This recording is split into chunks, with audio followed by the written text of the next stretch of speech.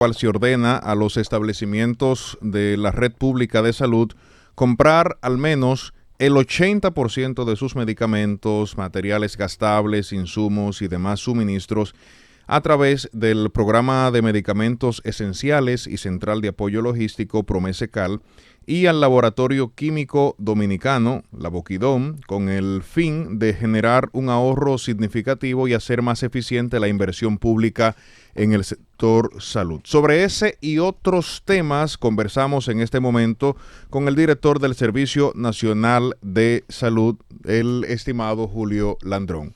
Aplausos para él. Sí, señor. Bien. Muchísimas gracias, importante programa. Esto gracias, no tiene nombre. Para gracias, que Roberto. Gracias a ustedes por invitarnos a este importante espacio. Ya. Mire, decía Ángelo que usted había emitido una resolución administrativa para que se comprara al menos hasta el 80% de los medicamentos, material gastable, etcétera, tanto a Promesecal como a la Boquidón. Y eso no era así. ¿Cómo era el proceso? Le pregunto para que la audiencia conozca cómo es el proceso en el que los hospitales públicos adquieren todas esas medicinas, medicamentos, utensilios, material gastable. ¿Cómo se hacía hasta ahora? ¿Por qué la necesidad de esta resolución? Verdaderamente que sí, nosotros hemos avanzado bastante, ya los hospitales no son hospitales barriles sin fondo. Claro. Los hospitales en este momento, nosotros anunciábamos el hospital número 98 y casualmente hoy me reunía con el director del hospital de San José de las Matas. Me dice, no, yo tengo cero deuda. Yo debo ahora mismo 300,000 y pico de pesos, pero yo tengo 5 millones en mi cuenta única correspondiente al hospital. O sea, es el número 99 ya. Y esto así, nosotros mirando de que los hospitales públicos, claro está, respetando la transparencia, respetando el portal de compra y contrataciones, que ha venido a fortalecer lo que es ese mecanismo de la compra y de realmente comprar productos de calidad, pero a un precio considerable, un precio razonable. Y dando estos pasos importantes, ya de 205 hospitales, tener 99 hospitales, cero deuda, autosostenible, que el presupuesto mañana del gobierno no tiene que darle un peso a esos hospitales. Esos hospitales son autosuficientes, sostenibles ellos por su venta de servicios. Claro está, el Estado sigue pagándole la nómina de los empleados públicos, que ya lo tiene fija, claro. Una nómina que se va fluctuando, va moviéndose, acordes salgan y entran ese personal, pero los hospitales tienen una autosostenibilidad, autosuficiencia financiera. Con esta resolución, nosotros venimos a lograr de que en menos de 6 meses, después de aplicada, que tiene un periodo de escalamiento de 4 meses, conjuntamente con lo que es Contraloría, con presupuesto y además con compra y contrataciones y la Hacienda, todo en conjunto, creando los mecanismos que lo estamos creando ya para que se puedan comprar los medicamentos a través de Promese o al Laboratorio Químico Dominicano. ¿Qué garantiza eso? Que Promese, que también es del Estado, va a licitar grandes cantidades de la ampollería. Vamos a suponer que quiera licitar 50 hospitales adelante.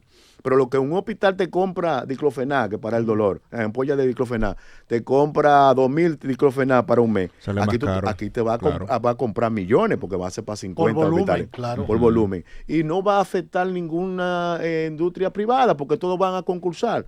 Las mismas casas comerciales y laboratorios van a concursar y le va a permitir, como sucede ahora, también poder hacerlo, pero lo van a hacer de calidad, a menor precio, porque va a comprarse volumen. ¿Y qué garantiza esto también?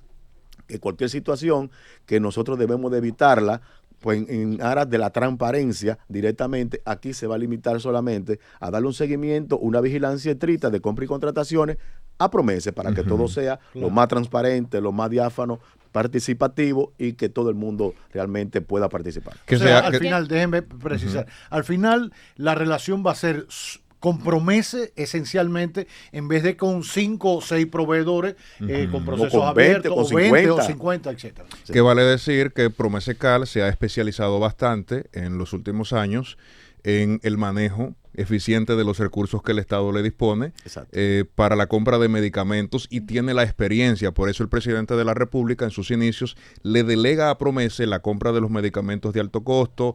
Más adelante le permitió también el tema de los medicamentos del VIH y ha dado resultados. Y lo del diálisis y ha dado resultados. Le pregunto, solo para fines de que la gente entienda, ¿en qué se diferencian esas compras de la licitación pública nacional que hace todos los años Promesecal? en orden a un cronograma, una planificación que se realiza. ¿Cuál es la diferencia entre esas compras que hacían originalmente los hospitales y esa licitación que agrupa o trata de agrupar todas las necesidades del Sistema Público Nacional de Salud? Bueno, fíjate, esto viene a ser algo independiente. ¿Cuál va a ser el respaldo financiero? Lo que tienen los hospitales ahora mismo en la cuenta única. En estos momentos, los hospitales públicos que nosotros encontramos sin tener un peso y que debían en el 2020 más de 4.800 millones, nosotros tenemos actualmente en esa cuenta única todos los hospitales por la venta de servicios solamente más de 3.400 millones. ¿Qué va a pasar con esto? Que el presupuesto le garantizará ese respaldo y el presupuesto mismo que le va a asignar el presupuesto bajándolo de la cuenta única de una apropiación de fondos. Exactamente. Ahora, lo que sí nosotros estamos tratando de que la licitación sea independiente a todas las demás licitaciones. Son licitaciones para esos hospitales para tenerlo abastecido permanentemente y claro está, hay que dejar libre que en caso de que Promesa en un momento no pueda satisfacer las necesidades, el hospital también puede seguir comprando. Porque aquí no podemos estar desabastecidos en ninguno de los centros de salud. Exacto. Usted hablaba de los hospitales, ¿no? El financiamiento. Recientemente el ex presidente del Colegio Médico Dominicano, Senencaba, hablaba de unas supuestas, digamos que retrasos o caída de un 40% de las recaudaciones de los hospitales. ¿Usted pudiera explicarnos esto? Porque esto contrasta con una versión que usted ofreció la semana pasada. ¿Cuál es el dato oficial realmente sobre las recaudaciones en los hospitales? Yo quisiera que vaya conmigo a cualquiera de los hospitales para que él vea que no son los hospitales en los años 90 que él se quedó. Los hospitales ya no son barriles sin fondo. Los hospitales ya no tienen la estructura, no tienen vocación de quiebra, sino vocación realmente de dar un servicio digno, oportuno y además de facturarle a las diferentes ARS y al seguro de subsidiado que no lleva ningún tipo de copago. No se cobra copago en los hospitales, sino se le da un servicio y se factura, y con esa facturación es que nosotros hemos establecido los hospitales de CIRTE.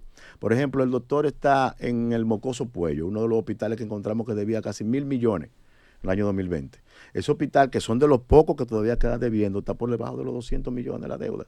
Pero un hospital que se maneja mes por mes en facturando y satisfaciendo la necesidad. Son deudas que se vienen arrastrando, que se van pagando esas deudas anteriores, pero tiene que seguir funcionando el hospital. Claro.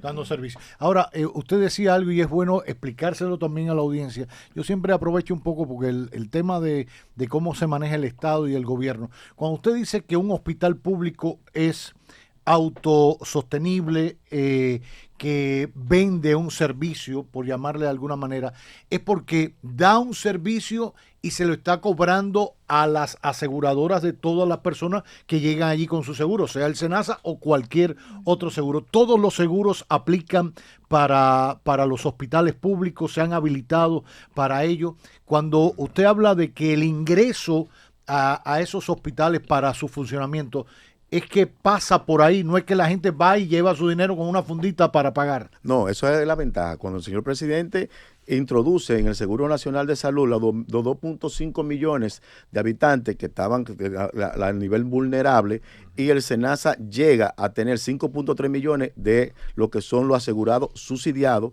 y 2 millones y tantos de lo que son contributivos, más del 7 y tantos millones de habitantes pertenecen a SENASA. Los hospitales están todos habilitados, pero también tenemos seguro humano, seguro universal, a todos los demás aseguradoras también tenemos allí. Se le factura a la aseguradora. El paciente no tiene que llevar un solo peso cuando va a los hospitales públicos, porque aunque salga dentro de la factura, la parte de copago sale en 0.00. Lo único que se le cobra es la tarifa que nosotros hemos acordado con los diferentes ARS, que es la que nosotros tenemos que reportarla después de ser auditada, enviarla al ARS y esperar el retorno del mismo. Pero el paciente que no tiene seguro, el paciente extranjero, el paciente que tiene alguna lesión, alguna patología que no está en cobertura, es también gratuitamente 0 y dándosele ese servicio a los hospitales por los respaldos financieros que ya se tiene por esta estabilidad económica. Algunos centros cobraban una cuota antes, ¿sigue todavía sí, eso? anteriormente ya no existe, lo que es la cuota de recuperación, le llamábamos antes. Exacto. Esa cuota de recuperación, eso claro, está. Nosotros tenemos un departamento de asistencia social, donde ese departamento, cualquier paciente que llegue y no tiene seguro, no tiene nada, se le hace una evaluación porque eso no es mío, ni es del director, ni de los que están ahí, y se justifica con todos los requisitos, con todo lo que lleva, con toda la documentación de que ese paciente no puede pagar X cirugía o X servicio y por eso se le está exonerando. Que tampoco se deja libre la exoneración a merced de quien sea. No, se hace un proceso, un protocolo con relación a eso también, documentado. Por ejemplo, yo antes de salir del hospital Ney Arias Lora, nosotros exoneramos casi 700 millones la última vez. Yo soy el señor presidente, dime, señor presidente, estas personas están aquí, todo documentado, todo con su expediente, todo con fotos, donde vivían, dónde trabajan, qué es lo que reciben, y después que analiza eso, todo completo, la parte de auditoría, entonces se le hace la exoneración. Ese costo, ¿quién lo asume? ¿El Estado? El Estado, el hospital, el centro de salud. Ahora, ¿pero se le carga como deuda o...? No, lo paga, porque por la misma autosostenibilidad, autosuficiente, porque este es un sistema de reparto, es un sistema solidario, donde este sistema, lo que usted paga por su seguro y no lo usa, lo cubre aquel que paga menos o que no puede pagar. Ahora, dígame algo, el tema de la apertura de nuevos hospitales en el país ha ido avanzando. Se ha hecho una distribución de centros bastante amplios para ubicarlos en la zona sur. Tenemos en otras zonas del país. Siempre ha preocupado cómo se garantiza el mantenimiento y la sostenibilidad de toda esa inversión de equipos. Por ejemplo, yo tuve la oportunidad de ir al hospital que ahora le pusieron a una parte del de José Joaquín Puello. El clínico Quirúrgico se canó. Exacto, bueno. Se canó, se madoja. La parte nueva, lo que era el clínico antiguo. quirúrgico. Exacto. Sí. Y aquello, o sea, uno entra allí a la sala de diálisis que usted hacía, eso es una cosa que no está escrita. O sea, estamos hablando de un hospital público, o sea, no estamos hablando de una clínica, no es la clínica del doctor, ni nada, es un hospital público. Ahí hay unos equipos que se adquirieron hacía mucho tiempo y bueno, por eso se dilató un poco todo el proceso, porque el constructor tenía también la franquicia o los derechos para utilizar los equipos. Al final se llegó a una solución. ¿Cómo se garantiza que eso en el tiempo se le dé el uso adecuado, que tenga el mantenimiento, que el personal se haya preparado para utilizarlo de la mejor manera? Sí, fíjense, de los 200 y tantos hospitales que tenemos a nivel de la red pública nacional, ya van más de 120 hospitales que en estos 6 años el señor presidente ha dispuesto los recursos para remozarlo totalmente. Hospitales que estaban prácticamente cayéndose. Hospitales que usted puede ir a las diferentes provincias y usted encontraba esos hospitales que la foto que usted ve como estaban antes y como están ahora son del cielo a la tierra. Claro está, esto lleva una inversión importante, esto lleva una capacitación del personal en la alta tecnología de los equipos que se están llevando y lleva también lo que es una rigurosidad en el mantenimiento preventivo y ahí está la clave. Yo le decía a muchos de los hospitales, pero si ese equipo te lo llevaron a ti hace 1 año y medio, aquí hay centros privados que tienen 20 años con un mismo rayo X, claro. 15 años. ¿Y por qué a los 2 años tú me vienes a decirme a mí de que no está funcionando? No, lo que pasa es que ese mantenimiento preventivo, que es otra de las partes importantes que nosotros estamos avanzando, debe llevarse a cabo y debe tener su presupuesto y su equipo de que se dé ese mantenimiento preventivo. Pero igualmente los equipos que se compran y la garantía. Nosotros estamos comprando los equipos con una garantía extendida de 2 años y 3 años. ¿Por qué? Porque siempre se daba también situaciones que parecía alguien, ponía una compañía, vendía todo ese equipamiento y se desaparecía la compañía. Claro. Entonces nosotros con un régimen de consecuencia también que afecta a la persona, los dueños de esas instituciones, son los contratos que estamos amarrando. Usted ganó la licitación perfectamente, pero también usted tiene comprometido, civilmente usted está comprometido de que usted tiene que darle el seguimiento y garantizar de que su equipo aparece en los repuestos y aparecen los técnicos para poder darle el mantenimiento. Y así es lo que podemos nosotros garantizar esa sostenibilidad. Pero así también lo estamos haciendo con las clínicas rurales.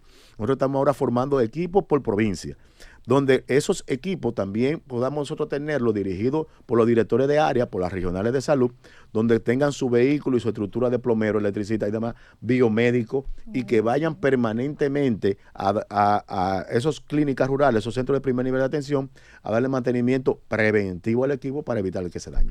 Yo quisiera, perdón, Catherine, hacerle una pregunta parecida. Yo recuerdo que cuando el presidente de la República presentó sus funcionarios, el primer plan de reforma fiscal que posteriormente se rechazó, uno de los argumentos para presentar esa propuesta era el tema de invertir más en salud. Y uno sabe que a veces hay cosas que, bueno, se necesita administrar precisamente por eso, porque los recursos no son suficientes. Cada vez que usted se reúne con los directores de hospitales, ¿cuáles son las quejas más comunes que ellos les presentan y qué se está haciendo para solucionarlas? Realmente las quejas más comunes es la capacidad de esa estructura administrativa, financiera y de mantenimiento, conserjería. Exacto. Y el área, porque mucha gente no le es atractivo trabajar en la parte pública y estamos fortaleciendo sí esa capacitación. Bueno, casualmente en el día de hoy yo me estaba reuniendo con la directora de Infotec y el equipo para capacitar más y entrenar más a nuestros recursos humanos, pero también me reuní hoy con la rectora de UNIBE, que también estamos tratando de que se hagan una serie de maestrías, de técnicos, de gente preparada, de biomédicos, que yo mencionaba que adolece en nuestro país, y técnicos en diferentes áreas de rehabilitación, de instrumentistas, y esa parte poderla fortalecer, esos técnicos. Y los salarios. Y ahí entonces ya poder nosotros hablar con el señor presidente para poder mejorar un poco y serlo más atractivo. Claro. Usted habla, y yendo en la misma línea de la pregunta de Ángelo sobre los directivos, ¿verdad? Sobre los directores de los hospitales. En el fin de semana recientemente hubo movimientos, cambios y demás. Para que la población entienda qué criterios se utilizan para mover un director y cuándo es necesario. O sea, ya se dice, amerita cambiar este director. Dicen que usted lleva más de 18 directores de hospitales. Fíjense, no, hay algunos que han renunciado. Ok. Lo que pasa es que después que usted tiene 6 años, hay gente que se cansa y dice, bueno, no es fácil. Y tenemos nosotros que continuar, porque hay que recordar que la salud no es que yo me voy a enfermar un día o a tal hora, sino que permanente. Y que permanentemente tenemos que dar el servicio. Y realmente nosotros los criterios que se están usando son la persona que pueda demostrar resultados, tanto en indicadores bien establecidos de salud, como también en eficiencia gerencial y administrativa. No porque yo sea un buen médico, tengo que ser necesariamente un buen gerente. Yo tengo que prepararme para yo poder gerenciar esos recursos importantes, y nosotros somos los que decimos también que a veces cuando usted tiene un buen cirujano, un buen neurocirujano, un buen ortopeda, un buen pediatra, en vez de usted colocarlo de director, póngalo encargado jefe de su servicio y que te mejore el servicio para lo que es realmente ha estado preparándose y destinado. Y buscar, sí, seguir buscando personal de salud que se preparen bien, y nosotros que estamos destinando, ahora mismo tenemos la tercera cohorte de preparación en alta gerencia hospitalaria, de gerencia en salud, porque estamos preparando también a nuestros directores para que ellos puedan eficientemente poder administrar los recursos de todos, los recursos del Estado en la parte pública de salud. Creo que uno de los últimos centros de salud que usted visitó fue el hospital de la ciudad Juan Bosch, que es imprescindible, es importantísimo por el lugar donde se ocupa, por el crecimiento poblacional. Algunos dicen que ya va quedando chiquito para aquello. ¿Qué hay de cierto? ¿Qué perspectiva hay para esa zona que crece sobremanera? Ahí súmele todos los edificios que se hicieron para la Villa Centroamericana, que van a ser ocupados por propietarios. O sea, hay un crecimiento. El hospital, ¿cuál es la perspectiva con él? Es la realidad. Desde la misma visita que yo hice a la ciudad Juan Bosch, de allá pude comunicarme con el señor presidente, le planteé la situación, me dijo, Landrón, ponlo para el presupuesto del año que viene, vamos a tratar de ampliarlo. Un hospital que hay que ampliarlo, es un hospital que hay que fortalecer más lo que es materno infantil, también el mismo, es un hospital que hay que interconectarlo con un centro de rehabilitación que está en la parte posterior. Son terrenos bien amplios y vamos a colocar allí un hospital que pueda tener realmente la capacidad para los próximos 10 o 15 años, proyectarlo no solamente para la población actual, sino para 10 o 15 años, y lo necesita esa población y lo necesita la República para evitar que se sigan refiriendo pacientes a otros hospitales de tercer nivel, donde puedan solucionarse todos los temas en ese importante hospital. Yo quisiera preguntarle sobre la atención primaria. Ese me parece que es incluso uno de los objetivos en materia de salud del presidente durante este año. Las unidades de atención primaria, ¿cuál es su condición actual? Sí, fíjate, lo que es la atención primaria lo sabemos desde el 78, cuando se declaró lo que es salud para todo en Alma-Ata, por allá, y todo lo que se recorrió. Decirle de que el 78-82 el país se sembró de clínicas rurales por todos los lados, el gobierno de Antonio Guzmán, de José Rodríguez Soldevila al frente de salud pública, y después posteriormente 2000-2004 se siguió ampliando esta red de atención primaria. Un momento dado se dejó a un lado. Se dejó a un lado por múltiples factores que podemos discutirlo en otro escenario. Pero nosotros al llegar en este momento hemos comenzado, porque es la puerta de entrada. Realmente la salud, usted es exitoso cuando usted evita que la gente se enferme. Exacto. Cuando usted evite que se complique. Ya está enfermo, pero evítame que se complique. Entonces ahí es que usted es exitoso en salud y por eso el señor presidente ha destinado realmente uno de los ejes principales, lo que es la atención primaria. Ya nosotros llevamos más de 1,000 centros de primer nivel de atención, porque verdaderamente casi todos estaban muy deteriorados, donde la mayoría de ellos estaban hasta cerrados y estaban funcionando en casas de vecinos, en casas alquiladas, casas de familiares que la los prestaban. medicamentos en una gaveta. Medicamentos no llegaban, la mayoría de veces no llegaban o estaban vencidos. Y se ha tenido que hacer una gran revolución, una gran transformación con relación a esta parte y decirle que se ha caminado bastante. Ya llevamos 1,100 y tanto centros de primer nivel de atención totalmente remozados. Nombrándole el personal, nosotros encontramos de que no estaba personal, ni conserje, ni sereno, ni promotora. No, el médico hace todo, barre, limpia. Entonces nosotros ahora hemos hecho, hemos continuado, porque verdaderamente desde el año 2020 se viene realizando ese rescate. Hemos continuado nombrándole su personal, capacitándole, teniendo lo que es la estrategia HARSH. Esto es una estrategia bastante novedosa, bastante importante, donde nosotros tenemos y diagnosticamos, levantamos todo lo que son hipertensos de cara el entorno de ese centro de primer nivel de atención y se le garantiza su medicamento mensualmente, pero también los diabéticos. Pero la embarazada, que los niños no nazcan desnutridos, no nazcan con anemia, la garantía la dan los centros de primer nivel de atención. ¿Tienen data ya acumulada de HARS? Sí, nosotros tenemos ahora mismo más de 700,000 personas en lo que es hipertensión arterial y más de 400,000 hipertensos, solamente en atención primaria. Y diabéticos, 400,000 diabéticos y 700,000 y dándole su medicamento. Okay. Porque hay algunos que lo mudan o que pasan de tránsito, pero dándole su medicamento mensualmente y garantizándole su asistencia, tenemos esa población. Pero déjeme decirle algo innovador en lo que es la atención primaria y es que nosotros hemos rescatado, relanzado lo que son los centros diagnósticos. Algo muy importante. Los centros de atención primaria regularmente refieren a los hospitales. Nosotros tenemos que descongestionar los hospitales. Claro. Y es por eso que estamos fortaleciendo los centros diagnósticos y algunos centros del primer nivel de atención, colocándoles rayo X, sonografía, laboratorio, ginecólogo, pediatra, con la finalidad de que si usted tiene que hacerse una radiografía, no lo envíe al hospital, hacer una fila, hacer una cita y cosas, sino que vaya a ese centro de diagnóstico, se hace su radiografía y vuelve y la lleva al médico que se le indicó, igual que las analíticas básicas, igual también que la sonografía y demás, y estamos trabajando en una interconectividad. Muy importante estar interconectado, que el paciente nunca anda con el papel que se refiere, sino que de que entre su código de barra, que entre su cédula, se pueda de una vez ver qué fue lo que refirió el paciente, el médico que está allá, y así mismo hacer esa contrarreferencia. Estamos trabajando muy importante en esa parte y en los próximos meses vamos a presentarle al país todos los alcances que hemos tenido en esa interconectividad. ¿Ya cuántos centros de diagnóstico tienen?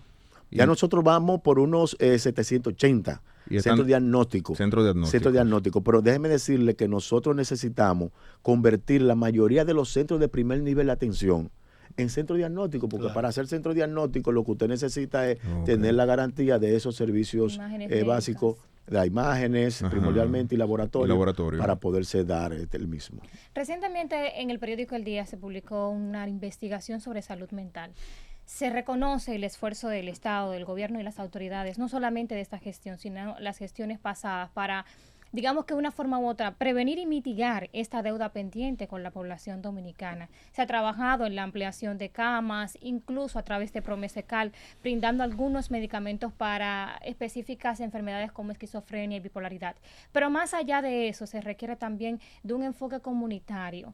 ¿Cómo va la salud mental, o más bien la dirección de salud mental en República Dominicana hacia allá, hacia el enfoque comunitario y a la ampliación de medicamentos a través de Promesecal para que los pacientes puedan tener de una forma u otra más accesible el tratamiento, que sea continuo, no se interrumpa y no lleguen a condición de calle? Sí, bueno, nosotros nos fuimos por partes, organizándonos para poder realmente ser efectivo y llevar esa asistencia. Nosotros encontramos 47 y pico de camas solamente de atención en crisis. Entonces los pacientes no tenían dónde ir, porque era una negación del servicio a esos pacientes con una depresión, con un intento de situaciones, alcoholismo y demás. y lo que hicimos fue ampliar la cantidad de unidades de intervención en crisis. Hoy vamos ya por 354 camas y aspiramos nosotros de aquí a diciembre, enero, tener unas 500 camas disponibles que cuando un paciente entre en crisis de salud mental pueda ir rápidamente a cualquiera de los centros de salud y tener una asistencia con un equipo multidisciplinario que lo pueda evaluar y controlar su crisis que tiene.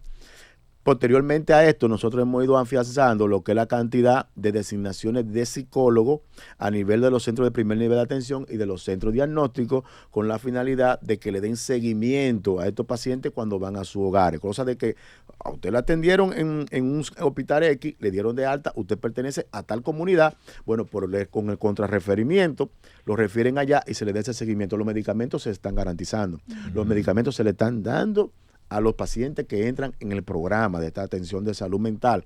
Y estamos sí encaminándonos a llevarle a los centros de primer nivel de atención la cantidad de psicólogos, por lo menos una estructura mínima allá en el primer nivel de atención, que pueda dar seguimiento y que pueda diagnosticar y además que pueda dar continuidad a la cita que tiene ese paciente con los psiquiatras que están en los diferentes hospitales y a la cita que tiene para darle seguimiento a los medicamentos que tiene. Pero aparte de eso, decirle de que en estos momentos se está construyendo un psicosocial en Higüey, un psicosocial en Moca.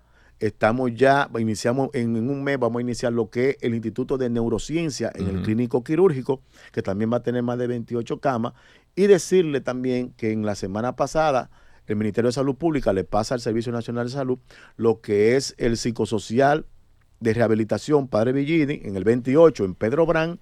Estamos ya sometiendo una licitación para nosotros llevar por lo menos a 300 camas, mini estudios que se van a hacer allí, donde el paciente de forma digna va a tener su habitación, su estudio, con su cama, con su baño independiente, con su balcón independiente y áreas comunes donde también pueda hacer sus manualidades y también pasar su día. Recuérdense que estos son pacientes de larga estadía, son pacientes a veces que duran hasta la vida entera, cuando la familia, y tenemos que ponerla en esas condiciones. Vamos a tener allí unas 300, 350 camas para poder nosotros dar ese paso, que ahora mismo está muy limitado y está realmente en condiciones que no favorecen. ¿Qué ha pasado, ¿qué ha pasado con el...? Y disculpa, Ángelo, ¿no tienen en agenda quizás un plan para que trabaje directamente con la comunidad?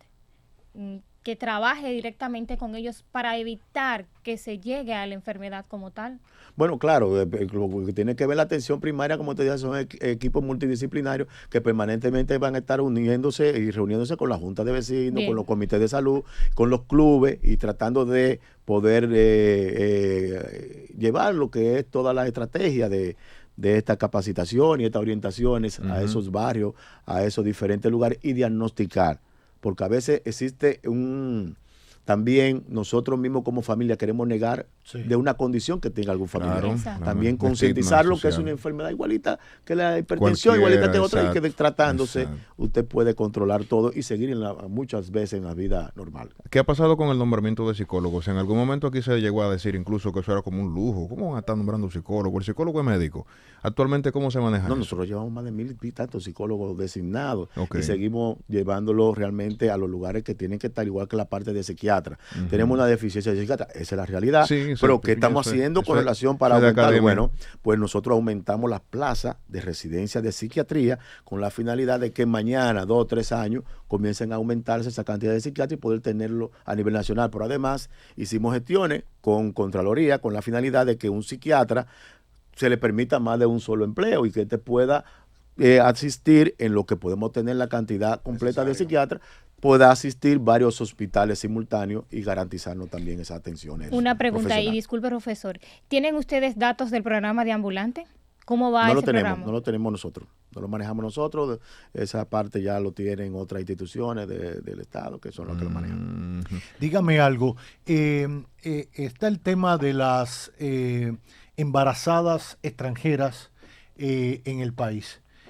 Se tomaron medidas desde el punto de vista migratorio, pero también controles en los hospitales públicos porque representaban una carga, se ha dicho. ¿Cómo se ha ido manejando eso? ¿Qué ha representado para el servicio de salud? ¿Se ha reducido el número de extranjeras en gestación que vienen a parir al país sin ningún control? Yo lo digo porque a veces el servicio se da, es como el tema de la educación, hay que permitirle porque es un derecho universal, pero para un médico recibir a una embarazada a punto de dar a luz, sin saber su historial, etcétera, eso es un problema. Y si fallece el niño y Dios no lo quiera, o la madre, es un dato, una estadística que se le carga al país, no al país de procedencia donde viene la paciente. ¿Cómo está ese tema? Sí, bueno, nosotros primero, lo que usted decía, nosotros no negamos servicios de salud. Todo el que llega a la red pública de salud es asistido con el mismo nivel, con las mismas condiciones, con el mismo tratamiento, con los especialistas, con los medicamentos. Todo lo que se le facilita a aquel que tiene hasta un seguro internacional y llega, igualmente al que no tiene seguro, y no importa su procedencia ni tampoco su nacionalidad. Decirle que no solamente son extranjeros haitianos, sino que también hay muchos venezolanos, colombianos, rusos. Ahora mismo tenemos unos casos de estadounidenses también, que se le da la misma asistencia que se le da a todos los demás. Sí decirle que la disminución ha sido en este momento, en este año 2006, de más de un 50%. No me digas. Nosotros tenemos hoy día, y lo invito a ustedes a la Cámara, y vayan a la maternidad de Los Minas, a la maternidad de Altagracia, a la maternidad de que vivían llena completamente antes, y ustedes van a encontrar que el 42% de las camas están disponibles. Ustedes van a encontrar de ya no tenemos esos niños de a 2, de a 3 en cunitas. Usted tiene cunas térmicas, cunas con ventiladores, con área disponible para cualquier eventualidad que se presente. Y así ustedes pueden ir a cualquiera de los diferentes hospitales. La disminución ha sido importante, más de un 53% en este año 2026, 2026, de lo que son las parturientas extranjeras. Se sigue aplicando el protocolo aquel, ¿verdad? O sea, de evaluar, ¿estás legal, no estás legal? Sí, el protocolo lo continúa migración, pero después de que nosotros garantizamos la atención completa y garantizamos de que puede estar egresado el paciente. Dígame algo, el hospital de Dajabón, que siempre es noticia, tengo un corresponsal allá, ¿en qué nivel está su terminación? Y hablemos un poquito de los otros centros regionales que se han comenzado incluso con ciertas especialidades, creo que para el sur, o algo vinculado con el cáncer, si mal no recuerdo. Hable un poquito de eso. Fíjese, el hospital de Dajabón ya está trabajando a toda capacidad. El hospital de Dajabón no era de nosotros, fue de MIBE. Hubo una serie de inconvenientes al inicio, pero fue corregido todo. Un problema eléctrico, primeramente. Decirle que ese es un gran hospital, tremendo hospital que el señor presidente ha invertido en esa región completa, garantizando la salud digna, oportuna, humanizada de toda esa población. Lo hemos fortalecido con más pediatra, con neonatólogo, una unidad de cuidado intensivo que no la tenía Dajabón, con intensivistas, con cirujanos generales, ginecólogos, y todo el personal de especializado que necesita, además del personal administrativo, de conserjería y demás, para poder seguir fortaleciendo. Es un gran hospital.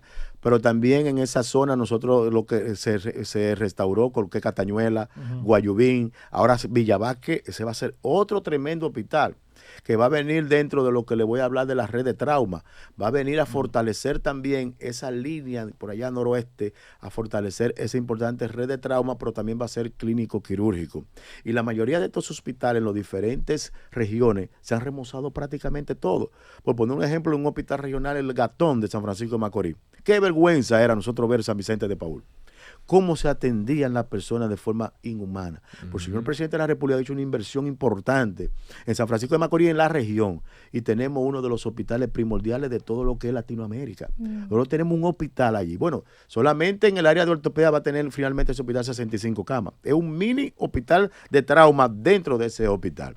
Pero todas las condiciones que están allí, un hospital que tiene más de 30 unidades de cuidado intensivo, de camas de cuidado intensivo, pero un hospital que la área de parto, la área es una unidad de más de 40 disponibilidad de cama, más de 40 también mini UCI para los recién nacidos que no han completado su edad gestacional y cosas, inmadura y esa parte, poder también salvaguardarle la vida. O sea, son centros de salud en lugares estratégicos que se han construido con la finalidad de usted evitar primero los tantos traslados y garantizarle oportunamente la salud a la población. La red de trauma, por ejemplo, esa hora dorada que anteriormente los pacientes morían, y le doy un dato.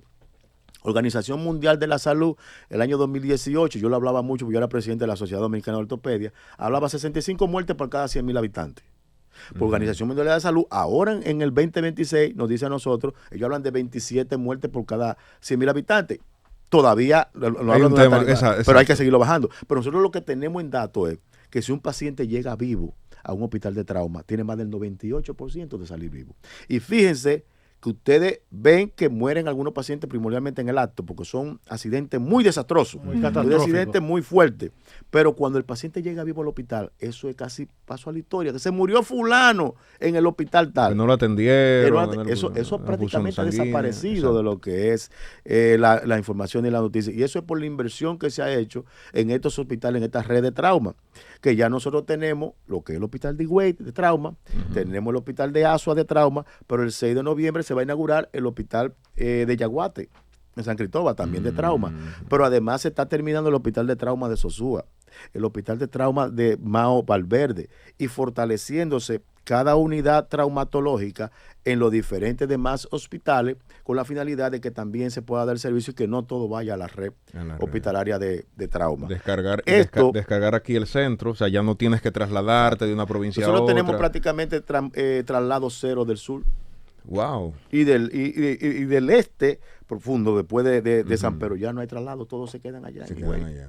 Y a la hora de que nosotros en noviembre, diciembre nos empiezan a entregar por fin el MUSA y fortaleciera el MUSA, también van a disminuir los traslados hacia Santo Domingo. Y esto lo que va a venir es a optimizar más y a darle más oportunidad de asistencia a los pacientes de diferentes enfermedades, de diferentes lesiones, de diferentes patologías, para que puedan salvaguardarle la vida, pero además puedan rápidamente asistirse. Lo que hablaba de la red oncológica, exacto, esto es algo trascendental. Nosotros el único hospital que tenemos público es el INCAR. Sí. Entonces, usted tiene un cáncer, pero usted viene de Elia Piña.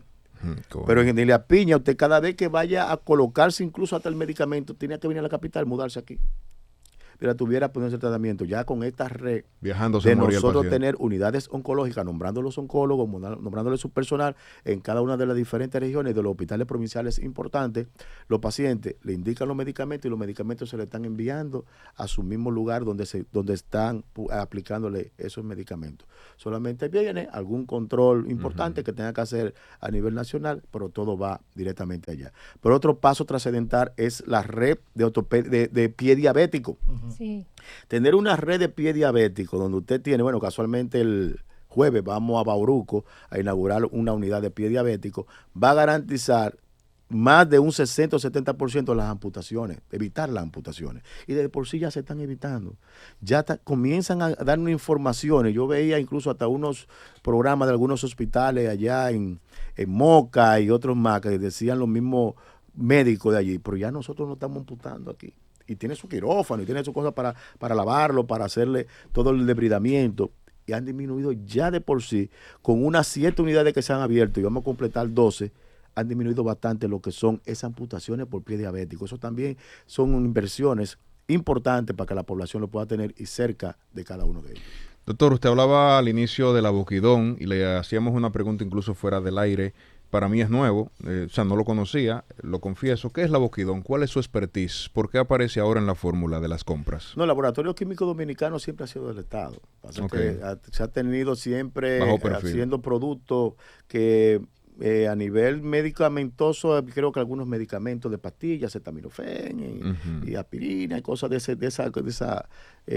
ese tipo. Actualmente ellos han entrado ya en lo que es la ampollería, que son los medicamentos inyectables. Y esto es importante porque pertenece parte del gobierno. El gobierno tiene una inversión importante. Exacto, hay que usarla. Mayoría de lo que es la inversión que tiene. O sea, la Boquidón es una empresa mixta. Es mixta. Capital privado, público, pero el gobierno tiene más del 52% y por eso la estructura que está ahí es del Estado. Y lo que creemos que debe de fortalecerse, debe de cumplir con todo el rigor de actualmente de las leyes y producir productos también para consumo de calidad, velando siempre por la calidad de los mismos en lo que es la República de Salud. Una pregunta, doctor. Usted hacía referencia a, todas estas redes que se van abriendo de trauma, de pie diabético, del tema oncológico y de muchísimos, que eso implica nombrar médicos. Y no basta con que quizás el Estado pueda asignar el presupuesto para el nombramiento, sino la disponibilidad y la disposición, son dos cosas diferentes, la disposición sobre todo de los médicos. Y a veces he escuchado que por más beneficios o incentivos que se le den a algunos médicos no van a ciertos lugares o no van a la frontera. Entonces, coño, tenemos problemas de cardiopatía y tenemos problemas de cosas, pero no hay un cardiólogo allá. Pero está la posición y está el salario para dárselo y hay incentivo al que va a trabajar a la frontera. ¿Es cierto eso? ¿Cómo manejar eso? ¿Cómo seguir trabajando con los médicos para que vayan a los lugares donde los necesitamos? Bueno, si nosotros hemos abierto unas 150 plazas, lo vamos a llevar a 200 de pasantía de posgrado. Esto va a garantizar también que usted cuando termine su especialidad, inmediatamente está designado como pasante de posgrado y puede en esas provincias priorizadas ejercer inmediatamente el mismo mes que usted sale en el mes de julio de su residencia, pero usted sigue nombrado, usted sigue cobrando su sueldo ya como especialista. Además de eso, decirle de que nosotros, bueno, es un 30% que se le paga adicional al sueldo a los que están en esas provincias priorizadas.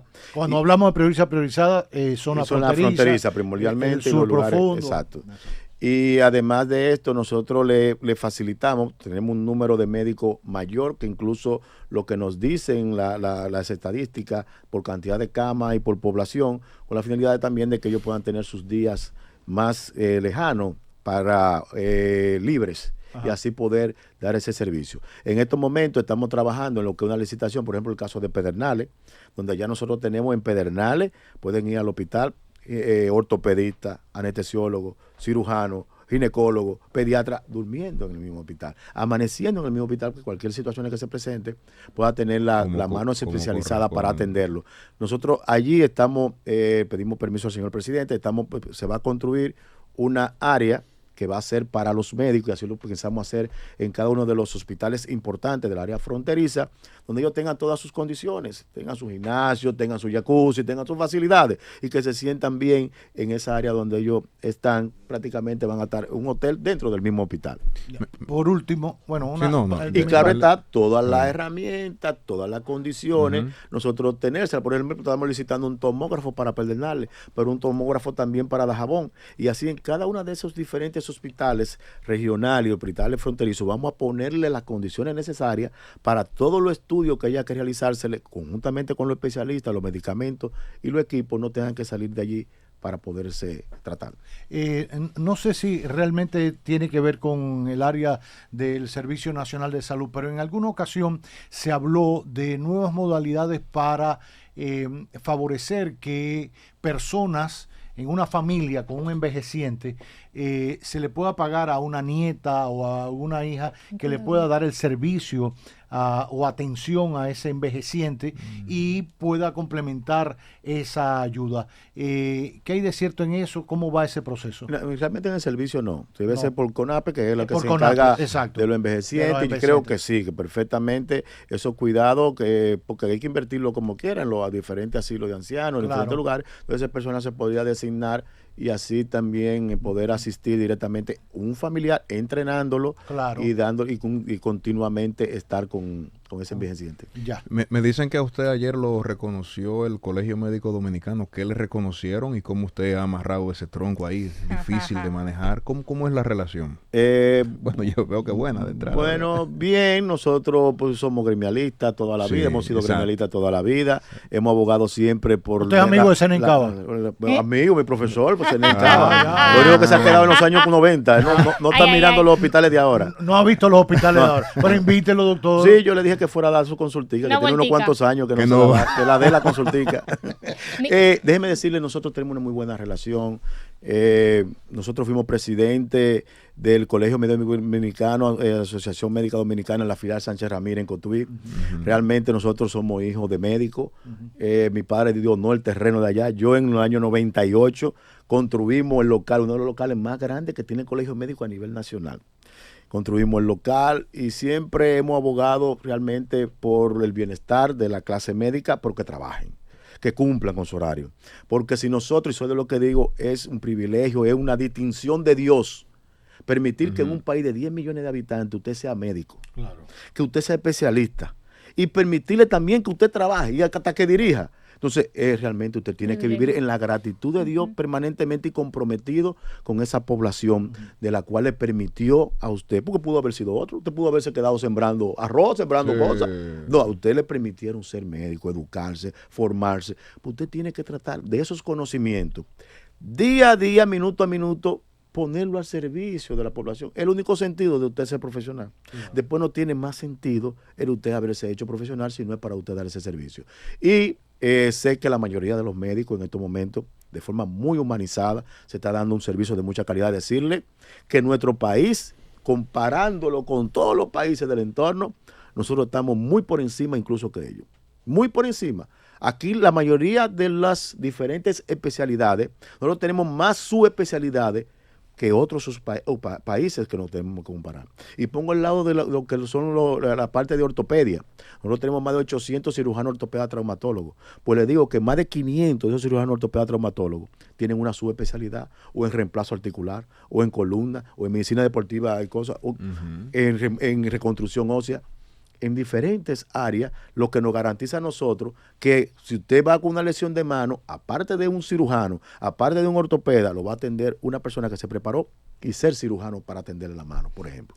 Mire, antes de terminar, me gustaría hacer esta pregunta. No, y decirle, agradecerle al Colegio Médico esa distinción de miembro distinguido, meritorio, que nos dieron a nosotros, nos compromete cada vez más a seguir tratando de aportar dentro de lo que podamos humildemente. Sí, yo le hacía la pregunta porque aunque usted ha sido gremialista, cuando una persona la nombran, ¿verdad? Es como que yo estaba en esta plaza y me paso a este bando en este momento. No, pero realmente que se ve así, vamos bastante bien, conjuntamente vemos la situación. Hay que nombrar tantos médicos y tal sitio. Vamos a ver la nómina, vamos a ver la productividad, vamos a ver la necesidad y lo nombramos, no hay problema. Bien. Pero también cuando hay que cumplir, ellos mismos me dicen a Milandrón, manda lo que no está cumpliendo que lo vamos a poner a cumplir. Claro.